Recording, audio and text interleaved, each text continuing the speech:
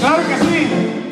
Seguimos complaciendo amablemente a nuestro compa Eri, que nos pidió por ahí una rolita dedicada especialmente para su novia Chancha, que nos acompaña esta noche.